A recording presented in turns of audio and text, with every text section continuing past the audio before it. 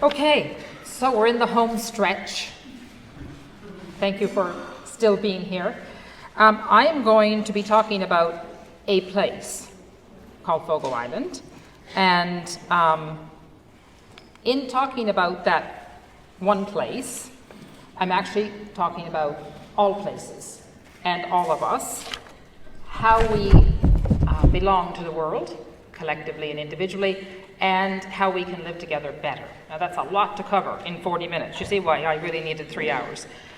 The lens, this will become obvious as I talk, the lens that I use to see the world is something called the human community, and I'm going to talk about that because I think it's a bit like love. It's one of these words we've lost track of what it means because we've abused the word so badly. And the community, of course, that means something to me most deeply, and what I'm going to be sharing with you is our 400-year history of losing our way and finding our way on Fogo Island, always trying to reconcile where we've come from and the possible places we might go. We kind of live in that active question. And I think as we think about all of us together, look at the mess that we have created for ourselves, because we did this all by ourselves, or we let this happen. I think, where do you start to fix it? I think we have to start with the basic building block of our human lives, which is a human community, because I just don't think we can save all of us one by one. There are just too many of us. But if we can strengthen our communities, then the communities can look after us. That's kind of my thesis. My point of view has been formed by the fact that I am 60 years old, going to be 61 the day after tomorrow. And if Air Canada doesn't take any more planes out of the sky, I'll get home for my birthday. Even though I'm only 61, I've lived in 3 centuries. I was born and raised on Fogo Island. I'm an 8th generation Fogo Islander, which basically means by Fogo Island standards and certainly by Canadian standards. That's a newcomer. I do realize I'm speaking in a country that's got a longer history than that. The first century I've lived through is the 19th century, because I grew up in a place that had no electricity, no healthcare, no running water. My parents couldn't read or write. It was a wonderful time to grow up, because I grew up in a society that had a very profound sense of ecological logic and social logic. When I was about 10, the worst of the 20th century came down on top of us in the form of the industrialization of the fishery, which we're going to talk about fish. I am a Newfoundlander. That was really when economic logic took over our human lives.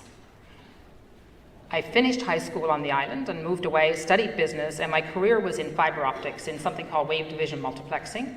These are the little optical devices that made the digital revolution possible. We actually thought, this is not so long ago, in the 90s, we thought that we were creating a kind of an agora, that people could belong to each other, we could do commerce and ideas could flow. We never imagined these platform monopolies that would end up taking over our digital lives. So really that 21st century that I'm still living through is a time that we have technology-fueled, a very nasty form of technology-fueled investor capitalism. So I don't think it has to turn out badly, but it's kind of up to us. And that's what I want to talk about from the perspective of this place. So all the images are from Fogo Island, but we're going to start back at the very beginning. Everybody knows about Christopher Columbus. Fewer people talk about John Cabot. I met a man from Bristol, which is exactly where John Cabot sailed from in 1497, looking for India. And he bumped into Newfoundland. And he sent a letter back to the king that said, "Sire, the fish are so plenty, they stay the progress of my ships."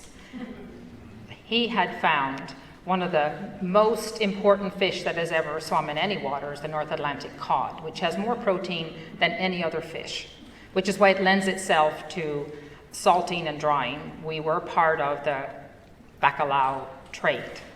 And there's very little about me or any other Newfoundlander that you can't figure out by studying this fish very carefully.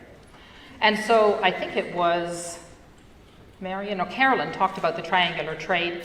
We were a part of the triangular trade because it also went to the West Indies and came up to New England and to Newfoundland. And so I grew up with things that we were saltfish people, but Newfoundland doesn't produce salt. So the ships would go to the Caribbean, pick up salt, come to Newfoundland, and while they're at it, they brought molasses and rum. These are things that are really important to our food and culture. And then they would go back in the fall to England with fish from Newfoundland that was salted and dried, come back the next spring with the leftovers for their plantations of the fish that were not the highest quality, and so it went. And so even though as a child, I always imagined what the Caribbean was like, I knew it from the flavors of the place. We are at 49 degrees, 44 minutes north, which is really not that far north. In fact, I spent some time in Dingle last year, which is more north than Fogo Island, but they have palm trees. And I can assure you, there are no palm trees on Fogo Island. Because the most important thing about our place is that we are in the Labrador Current. So at the top there is Greenland. Every year, half of Greenland breaks off and comes down on top of us with the Labrador Current. And so it's the only place in the world on the northeast coast of Newfoundland that people live in moving ice. Fogo Island is off the northeast coast of Newfoundland. It's that little red dot. I had to go to Toronto to get here because of the 737 MAX 8 problem, and so it'll take me 2 days to get home as well. But the way John Cabot went, it's really not that far. And a little bit of a sense of geography, of political geography, we were the first part of Canada to be settled, us in Quebec, in Newfoundland. We were the last province to join Canada. We voted against joining Canada in 1869. We were a colony of England. We became our own dominion in 1907. And in the 30s, we went bankrupt, went back to being a colony, and finally in 1949, we joined Canada somewhat reluctantly. We're happy Canadians now, I have to say. But when I left home in 1975 to go to Ottawa to go to university, anybody of my parents' generation said, "Oh, you're going up to Canada," as if it was some distant, faraway place. And so this is Fogo Island. It's 4 times the size of Manhattan. At our peak, we were 6,000 people. And we are holding and growing now at around 2,500, 10 little communities, English and Irish people. 2/3 of us came from Devon and Dorset, and 1/3 of us came from around the Waterford area. So English Protestants and Irish Catholics. And it took us 350 years to figure out how to get along. And that happened in my lifetime. And so that's why there's a good reason to be optimistic, Ursula, because everything changes when we humans, number one, really make up our minds. Because when we really make up our minds, then we act. And I saw this happen when I was a teenager. This is what it looks like when the pack ice comes down in the spring, and with it comes seals. We were sealing people. 6 million seals come down our coast every year. This is when we had that brief moment as our own country and our own currency, but you get a sense of the importance of this fish and how, culture is nothing more really than a human response to a place. And we're defined by that, give you a sense of how we held on, how we built our fishing premises. We worked as family units. We really controlled the means of production. This is all cod. And actually this photograph is from next door to where I grew up. And it was a sort of a system that we made our own decisions about when to go fishing. My father built his own boat, made his own gear, built his own house. My mother took care of all of the processing of fish on land, and as children we were all a part of that production. We did not, however, control or even understand the way fish came to market. So in the beginning, the English merchants, most from Poole, set up premises in Newfoundland along the coast. This is the Lester family who operated at many places in Newfoundland. We traded our fish in the fall in something called a truck system, which meant we got credit in the company store. And I can tell you that has caused, as a sort of a streak in our culture, to be deeply mistrustful of business and business people. And I am a business person. And sort of my mission in life is we need to take it back, business, and we have to make it something that serves life and serves communities. And I don't think all these merchants were bad people. I think the system was a bit flawed. This is the church in Poole that was made of pine from Newfoundland, to give you a sense. And there you see the Newfoundland flag. designed by one of our greatest artists. And then you see Newfoundland codfish in Portugal. When the English merchants gave up on Newfoundland because there just wasn't enough fish to trade, so grew up Newfoundland merchants based in the capital of St. John's, like Earl and Sons. Was their premises on our little Fogo Island. And this carried on until the decline of the inshore fishery. And so this is a book that shows, someone traded their fish, they got some butter, they got some flour. These are harp seals that came down with all that ice. So sealing was a hugely important part of our ability to survive on the northeast coast. There's a lot of pain in our culture that comes from loss to the sea, and particularly as it relates to sealing. Of course, there isn't a sealing industry anymore.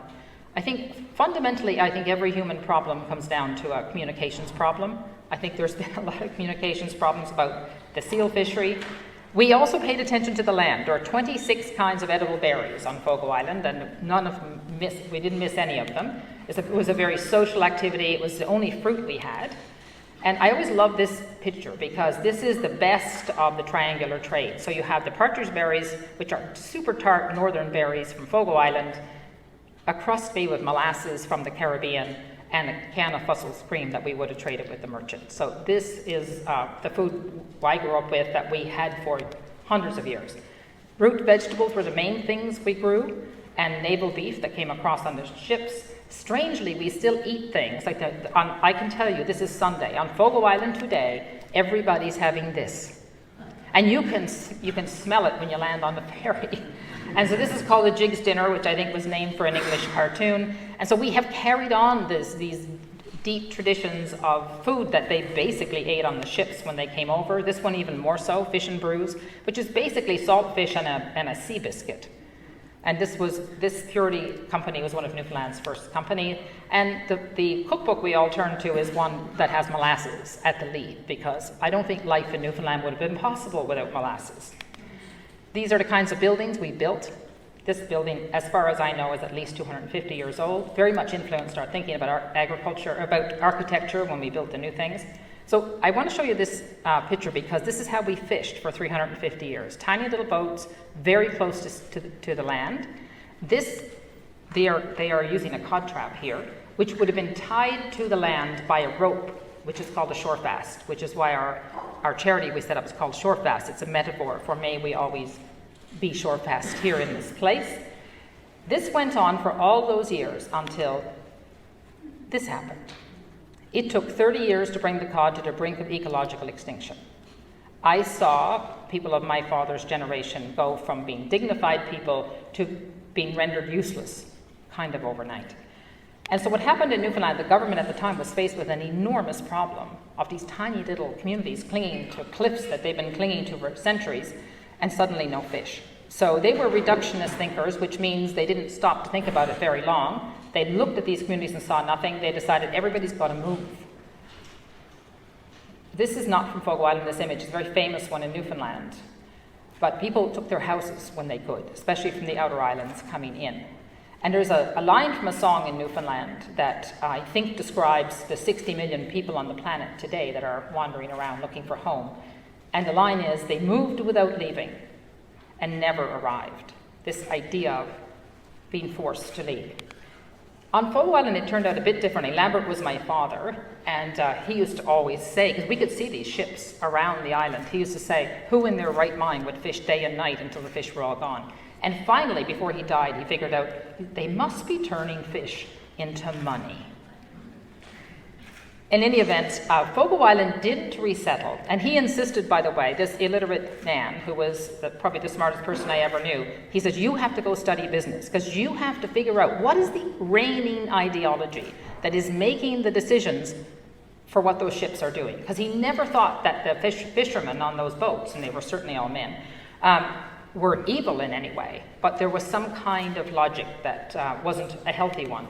Anyway, we were really saved from resettlement by the arrival of art in the form of the National Film Board of Canada and some filmmakers who created a body of work collectively called the Fogo Process. I highly encourage you to Google that. And it was a participatory film project that really helped us understand who we were, what we had. Totally different approach from what the government bureaucrats of the day were doing. And so we stayed. more importantly, we finally, after 350 years, figured out how to get control of the access to market. We set up a cooperative in 1967 that still owns the fishery on Fogo Island to this day. And I can tell you, if this was not community owned, we wouldn't be on Fogo Island. Many, many Newfoundland communities have been lost since 1967 because private investment interests owned a fish plant, and these fish plants are not the most efficient ones in the province, so they would have been closed. But a co-op is community owned, and it optimizes for the community itself. So it has made many good turns. I left home in 1975 to go to university. We got electricity in 1971, and around about that time, the ferry started running every day. Prior to that, the way we fed ourselves, besides fish and berries, was every householder had a garden, big garden. And when the ferry started running, we stopped gardening, and industrial food came with a vengeance. I cannot tell you, we were addicted in no time at all. And for real, there is a bologna cookbook. It's probably in every kitchen in Newfoundland. And this, I think this is Cadbury's owns this company. There was a Pineapple Crush is a unique flavor to Newfoundland and Labrador. Anyway, so this was kind of the time we lost our way. So I went to Ottawa and studied business. While I was in business school, I saw for the first time in my life a cauliflower, which is a beautiful fractal. It's a pattern that repeats and repeats. And it occurred to me, I was studying business. Fogo Island is like a little floret. Ottawa's a bigger floret. Beijing is a bigger floret. We're all held together by the stem, which has two jobs to do. Number one job, hold us all together. Number two job, which gets forgotten, bring nutrition to the florets, including economic nutrition. And those boats that were off the coast of Fogo Island in the late 60s either didn't understand it was their job to bring nutrition to the florets or didn't care. I'm not sure. Anyway, this kind of shaped my thinking. At the same time, I was reading Small is Beautiful. Okay, who here has read Small is Beautiful? More people need to read Small is Beautiful. E.F. Schumacher was an economist. He has been marginalized as sort of a hippie economist. There's actually a man here who was the head of the Schumacher College in Dorset. Was it in Dorset or Devon? I forgot. Anyway, there are many great things that Schumacher had to say, but I always hold on to these. Nature and culture are the two great garments of human life. I've never met a person that disagrees with that. I meet lots of people that don't act as if it were true. And business and technology are the two great tools that can and should serve them. So I'm in university, I'm studying business. Okay, now I get it. I get what I'm supposed to do when I get into the business world.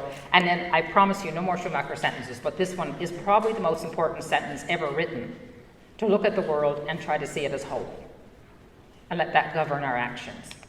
Okay, I went home, moved back home 15 years ago, and with two of my brothers. I have 6 brothers. I jokingly say I have 2 useful brothers. Because they work with me in this foundation. We set up a registered charity of Canada called Shorefast. Remember the tether that joins a cod trap to the shore? And what we were basically trying to figure out was, how do we put another leg on the economy, but how do we do it in a way that strengthens culture at the same time? So over the years, what has happened with the fishery on Fogo Island is that the co-op has moved from cod. So we went from the inshore fishery to the midshore fishery for cod, and then in 1992 there was declared a complete moratorium on fishing for cod. It was the darkest day in our 400 years. The co-op adapted to fishing for crab and shrimp and Greenland halibut, turbot we call it, but it's not. And so we still have a fishery. That's the most important thing. So we decided we are going to start with art, because we do understand that if you have a really tough problem to solve, you have to start with art, because it's a way of seeing and knowing. We decided we would build an inn and make some social businesses, but we started with this question. What is it we're actually trying to do? What are we optimizing for? Of course, we are optimizing for some notion of human community. I need to pause and say, when I say community, I mean a physical place where people live close enough to be sticky with each other, to form attachments. Our community has a lot of shared memories, not every community does, and every community has some kind of shared aspirations. I was really touched by Lillian and Halima yesterday talking about Grenfell Towers. That's a physical place where people lived tangled up with each other. Community is the only site of care. Contrast a community with a network. Networks are hugely important. They are not to be confused with communities. The more time we spend, and networks are often online, not always. I consider myself part of the Oxford Symposium network now, where we are all in a network. We can reach out for each other. But if I'm sick tomorrow morning, as much as you might want to come and help me, Peter, you're not going to be there. So that you're part of my network, not my community. Not yet, anyway. So I think these distinctions are important, and this was kind of the lens I grew up with. I love the work of this fellow who was an urban planner who also came to the United States from South Korea. Not all of his work has been translated, but he coined this phrase, humanistic globalization. It's like, of course, globalization. That ship has sailed. We've just done it badly. We've unleashed a form of globalization that, at its worst, I would say, has let money run around in a way that is completely, no, at its best, it's agnostic to community, and at its worst, it's antagonistic to community. So we just have to get this right. This is how we're organized. So on one side, we have social businesses that are owned 100% by the charity, so they're effectively community-owned businesses. One is the inn. We have a furniture business and a fish business. We target 15% profit in our businesses. I'll talk about that. We don't always get to 15%. We take that money, it goes back to the charity, and it gets invested on the other side, on the other quilt, which really all has to do with knowledge. And art is about knowledge. Heritage and restorations that's about knowledge, sharing knowledge. So holding on to it, making new knowledge, sharing it. And we have a micro-lending program that helps people get businesses started on the island. So when it works, it's a good ecology. We have become practitioners of something that was new to me when I moved home. I thought I knew about business until I started this project 15 years ago. Asset-based community development is a way of seeing what your inherent assets are, not through the lens of which ones we could sell something for, but what means something to us. So you ask and answer a series of questions. What do we know? What do we have? What do we love? What do we miss? And what can we do about it? And as soon as you get to the what can we do about it, you're actually working together on something. These are the two words we steer by. Integrity means to be consistent and complete, and original simply means true to its origins. The answers are almost always in the place. Power of architecture and design. We live in the Instagram age, and so we knew that, for example, building an inn, this is an artist studio, building an inn, especially an inn like we wanted to build and have built, it was like a moonshot. And we had to get it right, and it needed to get the attention of the world. Our arts program is residency-based. We publish. We run something called Fogo Island Dialogues. We have a whole bunch of design initiatives. But art's about thinking. John McKnight says the best thing about artists. He said they're like reverse magicians. Because magicians make things disappear. Artists make things appear that you wouldn't ordinarily see. So this is the first studio we built. There are 4 of them. You get the sense they're remote. We have a gallery. We do shows. And now you start to see the relationship between the old and the new. Architecture has many jobs to do. One of those jobs is to help us carry time. These 2 buildings are in a relationship with each other, as they should be. Why we allow things to be built that have no relevance to place is a kind of apathy that I think we all need to wake up from. Then we decided to build an inn, which was not an easy task, to say the least. None of us had ever done anything like this before.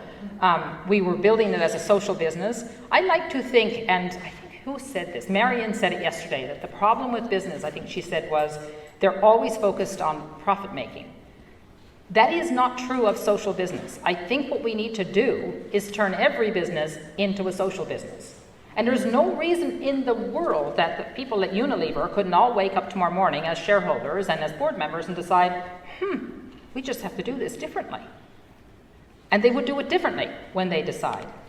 The inn is in an X plan. It sort of captures the rhythm of opposites that we think our lives are made of. It's about the past, it's about the future, it's for people from Fogo Island, it's for people from away, and it took us 7 years to figure out how to do it. You know, a community is like an organized way to fight with each other, and that's a good thing.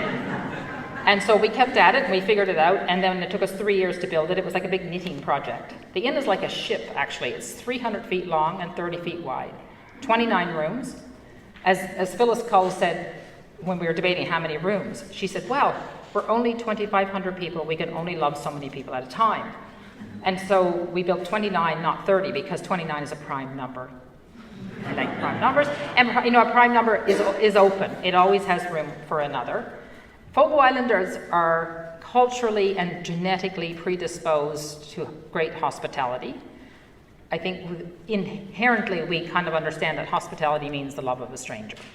And I have to tell you, hospitality and food is the best platform in the world to put what you know, whether it has to do with how to make things or how to cook or how to take care of other people. I mean, those are the essential human things.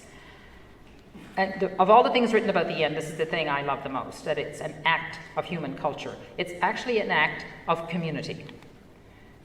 This is most certainly true. So we spend a lot of time thinking about how to improve the quality of our awareness, ours, yours, everybody's. So this happened in my lifetime, that we got labeling on food. It started in California, and when it started, all the big industrial food companies said, no, it can't be done, it's impossible. Price of cornflakes is going to be $100 or some threats. I don't know why we chose tea. There's apparently nothing in tea. We do this, so we use the same format for everything we sell. We put a label on it that simply tells you where the money goes. Imagine if this was done for everything in the world that's offered for sale. I have to go back. So now I know how you get me to go fast. You just put in a timing. That's Peter, you're very smart. Anyway, but I found the back button. If you look at this label, you will see that if for a stay at the inn, which is not the least expensive place to stay on the planet, 49% of what you would spend to stay there goes to the people who work there. What else would you do with the money? Where do we get lulled into believing that we should hold down the return to society, hold down the return to labor, and maximize the return to shareholder investment? We just bought that story somehow, and it's really an overvaluation of financial capital. And so what we do is we fix the return to the shareholder, which is actually the charity in this case, at 15%, and then the rest goes into community or to the people that work there. I will tell you, in the hotel business, the labor line is 30%. So most hoteliers look at this and say, oh, it's totally not sustainable. I said, it is absolutely sustainable. Depends on what it is you're trying to sustain. In any event, so this is a project we want to get out there. A little tour around the inn. We are boat builders. If you can build a wooden boat, you can build anything out of wood. And we are quilters and hookers and all of that, knitters. And so all of the things at the inn are made by hand on Fogo Island. And so you get a sense of place. If we couldn't make it, we bought it from as close to home as possible. Bathtubs came from Montreal. It's a dining room. We'll talk more about food. This is our chef, Jonathan Khushu, who came out of kind of fine dining, hotel, and he said he had to spend the first 6 months trying to unlearn what he thought he knew about cooking. On Fogo Island, this is a big garden for Fogo Island. So when Jonathan first came, he said, well, we should have a garden for the inn. It's like, well, why would we need a garden at the inn? We have 2,500 people who all want to grow stuff. We should be buying stuff from them. And by the way, that little greenhouse was the first application under our business assistance fund. He borrowed the money in the spring and he paid it back in the fall. And you get a sense, the berries, the 26 kinds of berries I mentioned, this is the most important one to us. It's called a partridge berry or a lingonberry, and I think they call it in Northern Europe. And that mossy looking thing around there is actually a lichen. This is what caribou eat. We have heard of caribou on the island. We don't know how many, hundreds. Bake apples, cloudberries. People raise animals, so this man is moving, he's from Tilting, he's moving his sheep out to an island off the coast of Fogo Island so that they're protected from the coyotes. The things we never ate, this is the kind of a crazy thing that we probably historically only ate a small fraction of the things that are edible on the island. We didn't know. I mean, my mother didn't know there were 26 kinds of edible berries. There were like 4 kinds and the rest were poison berries. These are oyster leaves, which I think are called lungwort or something, which we're learning what they are. Icebergs certainly help people decide to come and visit the place. It's like a piece of the moon that fell into the sea. And I have to tell you, in the last couple of years, we have seen an alarming number of icebergs come down. And so this is what our co-op is mainly involved in fishing. So of course we serve that. Scallops, we didn't even know they were in the water, but now people dive for them. This is our chef doing his best work. This is a community gathering. We have what we call a food circle. We have several a year. Basically what he's doing is being the electric eel in the pond. And I keep telling him our jobs, all of our jobs, is basically increasing the capacity of this community to understand how to take greater agency in their own lives, in our own shared future. So these kinds of conversations are remarkable. He asked a man if he would grow fennel for him, and the man said, I've never heard of it, but if you tell me what it is and get me the seeds, I'll grow it for you. We had such a bounty of fennel that the inn couldn't possibly use it all. So then the man figured out, actually, it's not bad. Maybe I'll eat that. That's a good thing. And we still have root cellars, which are very practical things to store vegetables all winter. These are some of the caribou. This is cured. This was a funny one. When the inn first opened, we are so-called, we never use this word, but so-called luxury inn. And so at your door every morning comes this daybreak basket, which used to have orange juice in it. And so we invited everybody on the island to come and spend a night at the inn because they own it and they need to know it. One woman came down the next morning. She said, oh, it's all very nice. She said, but I don't understand why you people are serving orange juice here. What's it got to do with anything? And she said, we have all these berries. Any one of them would be happy to be a juice if you just asked them. And so we decided to ask the Marsh Berries. And now we don't serve orange juice at the inn anymore. And the berries get picked, and it's a sort of an industry. Now I have to make this point clear, the cod are coming back. The moratorium was in '92, they're ever so slowly coming back. What's working against them is the water is warming enough to make a difference to a cod. But the signs are really good. We have a stewardship fishery now for cod. The island food on the island has sort of gotten more exciting because we have no history of restaurants. We only have a history of entertaining in our homes. So now that we have visitors coming to the island, this is an example of one of the restaurants that opened with a small loan from us. People are still picking berries. It's one thing we never stop doing, and we do all kinds of things with them. Art is a place to explore ideas. So one of the projects that started actually with a chef from Berlin last summer was he tried to imagine what food we would serve if we strictly stuck to what was produced on the island, no trade. What on earth could we eat? It was a remarkable 3-week experiment of incredible meals that now at the inn we have olive oil, we have wine, we have salt because we don't produce salt, although you could produce salt on Fogo Island. But we've sort of at the inn settled on 80-20. 80% of what we work with needs to come from the place, and 20% recognizes trade as always been a part of human history. But in an art project, it really did push some boundaries around how we think about acid. Where does that come from? Although you won't likely find too often a lemon at the inn. We ended up in the furniture business by accident because we made all the furniture for the inn and then people wanted to buy it. This is the headquarters of the Fogo Island furniture shop. We're always looking for woodworkers. We, of course, do economic nutrition labeling for our furniture business as well. You will see that 51% of what you'd pay for this chair, which is not a small amount, we have to get over our love affair with cheap, by the way. Consumerism is not that we love things, it's actually that we don't love things. That's why they go to the landfill. And we're very conscious of the money that comes to the island, stays on the island, 71% stays on the island. We catch cod one by one, and we bring them to mostly Toronto and Ottawa. And I think it was also today, I'm not sure, if one of the speakers said, yeah, the money is not returned to the people who are producing food, but to the people who are distributing it. So we decided, okay, we are taking it to Toronto. There are no intermediaries. And if you look at the economic nutrition label, it's Austin Reed, that man's never used a gill net in his life. For the fish business, 69% of it comes back to Fogo Island. That's not the way it used to be. So what Fogo Island is an example of is as much as agency and control a community can have over how it goes to market, the ownership of its economic assets. And so I think about all of this, collectively everything I've talked about, as turning money into fish. And money can do that if we just ask it. This is an art project. This question is rhetorical, although not everybody sees it as so.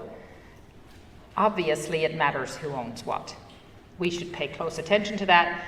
We recently had a gathering called Finding Community-Centric Solutions for a Fractured World, and it was really the culmination of some thinking we've been doing for, well, maybe 350 years, really, or 400 years. And we are on the verge of launching a Society for Community Economics, which will focus on how do we give global reach to local initiatives. None of us want to live in a world that you have to be a global-sized organization to participate in the global economy. It means getting around the Amazons of the world. We're going to get around the Amazons of the world. I use Amazon to shop. Don't ever buy anything there. That's one sure way to get fired from anything we do. Then we're going to have a debate about Amazon. But the point of this society will be to create a kind of platform where we can put what we know and what other people know around how to strengthen communities, and then figure out how do we network them in intelligent ways that make them stronger. And we have all the tools, we just need to put them together. So I'm going to wind down with we are all, each and every one of us, responsible for the ongoing creation of communities. It's everyday work. What matters is what we do. My father used to say to us, I don't care what you think, I don't care what you feel, I only care what you do. Because it's only what you do that makes any difference to anybody else. And the happy news is that everything that everyone does matters a lot. And if you think about Fogo Island history, and you think about the filmmaker Colin Lowe, whose granddaughter might be actually here today, we wouldn't be on Fogo Island if he hadn't done his best work in the late 60s. So when we do our best, we don't know it's connected to something else in the future. And I would leave you with a poem, which I think pretty much sums up everything I said. The art of walking upright is the art of using both feet. One is for holding on, and one is for reaching out. And if there's anything to learn from the Fogo Islands story, I think it is that we have to take matters into our own hands, which is what Fogo Islanders have always done, and more so recently. We have to work together in order to create the right economic system that actually serves communities and strengthens our ability to hold on and reach out. And there are two things we can do. Number one, we have to insist on it. And we should absolutely, in every purchase we make, starve the old model and feed the new model. And I have to say I am super encouraged by all of the people I've heard speak here and that I've spoken to, because I think that we're already started on the new model, and what better place to start than food. Thank you very much.